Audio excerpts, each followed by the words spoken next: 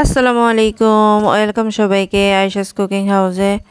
আজকে আপনাদের সাথে শেয়ার করব দারুণ মজার একটা রেসিপি, শাহী টুকরা রেসিপি।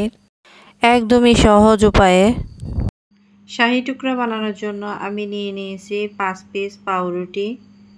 এখানে আমি একদম বড় সাইজের সাদা পাউরুটিগুলো নিয়ে নিয়েছি। চেষ্টা করবেন একটু সাদা পাউরুটি নেওয়ার জন্য, বড় সাইজের। তো আমি সবগুলো পাউরুটির চারপাশ একটা কাঁচির সাহায্যে কেটে নিচ্ছি। ছুরি দিয়েও কেটে নিতে পারেন, আমি একটু দ্রুত করার জন্য কাঁচি দিয়ে কাটছি, আর এটা দিয়ে কাটলে অনেক সুন্দরও হয় আমার মনে হয়। তো চারপাশ কাটা হয়ে গেলে এখন আমি পাউরুটিগুলোর মাঝখান বরাবর পিস করে দেব, একদম ত্রিভুজ আকৃতির মতো করে। সবগুলো পাউরুটি একই সাইজে করে নেব। আপনি আপনার মন মতো শেপ দিয়ে নিতে পারেন, তবে এভাবে করলেই দেখতে সুন্দর লাগে, খেতেও ভালো লাগে আমার মনে হয়। তো যাই হোক, কাটা হয়ে গেছে। এখন আমি এগুলো একটা ট্রেতে করে একপাশে রেখে দিব। এখন আমি শিরা করে নিব, সেজন্য আমি 1 কাপ চিনি নিলাম, দিয়ে দিলাম হাফ কাপ পানি। চুলার আঁচটা মিডিয়াম আঁচে রাখবো।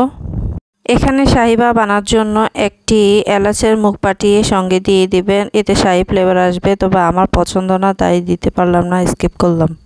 অনবরত নেড়ে ছেড়ে শিরাটা তৈরি করে নেব। চিনিটা গলা পর্যন্ত হালকা আঠালো ভাব আসলেই শিরাটা তুলে নেব, একটি পাত্রে ঢেলে নেব।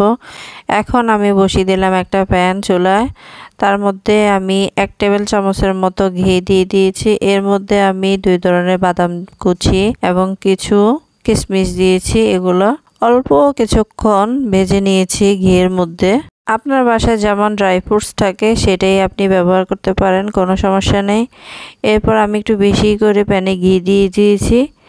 এখন এর মধ্যে আমি সেই কেটে রাখা পাউরুটিগুলো একটা একটা করে দিয়ে দিব, আর হালকা আছে উল্টে পাল্টে এরকম ব্রাউন কালার হয়ে আসলে তুলে নেব। তো আমি এগুলো উঠিয়ে নিচ্ছি। এরপর আরেকটু ঘি দিয়ে আমি অন্য যেই পাউরুটিগুলো আছে সেগুলোও দিয়ে দিব। একই রকম ভাবে এগুলো ভেজে নিব, একদম বেশিও ভাজবো না, একদম কমও ভাজবো না। হালকা কালার আসলেই পাউরুটিগুলো উঠিয়ে নিব। এখন গরম গরম অবস্থায় শিরা করে রাখা সেই শিরার মধ্যেই পাউরুটিগুলো ডুবিয়ে ডুবিয়ে এপাশ ওপাশ করে ভালো করে শিরাটা ঢুকিয়ে নিয়ে তুলে নিব। আর একটা পাত্রে একটা একটা করে সবটাই এইভাবে ভিজিয়ে নিব। এরপর অন্য একটি পাত্রে আগে থেকে জাল করে ঘন করে রাখা 1/2 লিটার তরল দুধ দিয়ে দিব। সাথে দিয়ে দিব বাকি থাকা সেই শিরাটুকু। যদি আপনি বেশি মিষ্টি খান তাহলে দিবেন, আর যদি না খান তাহলে স্কিপ করবেন। এরপর আমি সামান্য পানি দিয়ে 1 টেবিল চামচ কাস্টার্ড পাউডার গুলে নিব। কাস্টার্ড পাউডার গুলানোর জন্য ঠান্ডা পানি ব্যবহার বা ঠান্ডা দুধ ব্যবহার করাটাই বেস্ট, তাহলে সুন্দরভাবে গলে যায়। এখন সেই দুধের সঙ্গে অল্প অল্প করে দিয়ে কাস্টার্ড পাউডারটা একদম মিলিয়ে নেব, ঘন করে নেব। অনবরত নাড়তে থাকবো, নয়তো দলা পাকে যাবে। এরপর আমি 2 টেবিল চামচ গুঁড়ো দুধ দিয়ে দিয়েছি স্বাদটা একটু বাড়ানোর জন্য।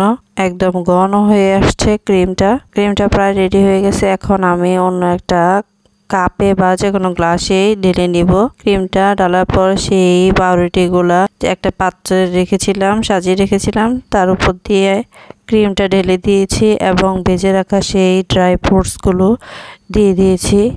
এই তো রেডি হয়ে গেল আমার শাহী টুকরা রেসিপি। ভালো লাগলে চ্যানেলটি সাবস্ক্রাইব করে রাখবেন প্লিজ।